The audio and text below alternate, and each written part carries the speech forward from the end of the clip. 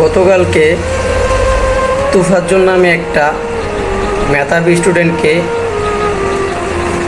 ঢাকা বিশ্ববিদ্যালয়ের কিছু মেধাবী স্টুডেন্ট ওকে পিটিয়ে হত্যা করেছে। আসল কাহিনীটা হচ্ছে, তুফাজ্জল ব্যক্তিটা একজন মানসিক রোগী। সে এখান থেকে ওখান থেকে খাবার খুঁজে খাইতো। সে একজন খুবই অত্যন্ত মেধাবী স্টুডেন্ট ছিল।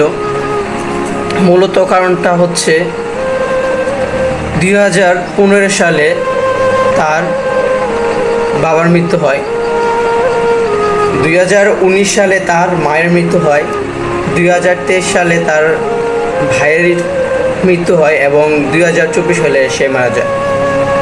এবং তার লাইফে যে তার গার্লফ্রেন্ড ছিল, তার ভালোবাসার মানুষটা, সেই মানুষটাকে সে হারিয়ে সে মানসিক রোগী হয়ে যায় এবং সে এই জায়গায় ওই জায়গায় ঘুরে ঘুরে মানুষের কাছ থেকে খুঁজে খাবার খেত। এমন একটা সাধারণ মানুষকে বিশ্ববিদ্যালয়ের কিছু কুকুর, ওরা মানুষ না, বিশ্ববিদ্যালয়ের কিছু কুকুর ওকে এইভাবে পিটিয়ে হত্যা করেছে। এবং তোরা যদি ওকে এভাবে মেরেই ফেলবি, কেন ওকে খাওয়ালি, কেন এত আপ্যায়ন করে ওকে খাইয়ে কেন ওকে মারলি? তাকে জিজ্ঞাসা করা হয়েছিল যে খাবারটা কেমন হয়েছে। তুফাজ্জল ভাই বলেছিল হ্যাঁ খুবই ভালো হয়েছে। তারপরে ওকে নিয়ে পিটিয়ে হত্যা তোরা করলি। এটা কি তোদের মানুষত্বের মধ্যে মনুষ্যত্বের মধ্যে কি একবার বাধা দেয় না যে এমন একটা ব্যক্তিকে আমরা কিভাবে পিটিয়ে মারলাম? মূলত যদি ওরা মানুষ হতো তোরা কখনো এটা কাজটা করতো না। ওকে খাওয়ানো হয়েছিল, দেখেন কিভাবে তাকে পিটিয়ে হত্যা করে। ঘটনাটা হচ্ছে গতকালকে ঢাকা বিশ্ববিদ্যালয়ে ক্যান্টিনে ঢুকে সে খাবার খুঁজছিল।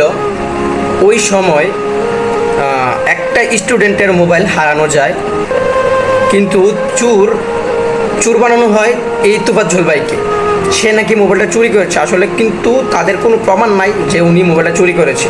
কিন্তু উনি বাইরের একজন ব্যক্তি, তাই ওনাকে চুর সাব্যস্ত করানো হয় এবং চুর বানিয়ে তাকে পিটানো হয় এবং তাকে পিটিয়ে এবং মেরে ফেলে।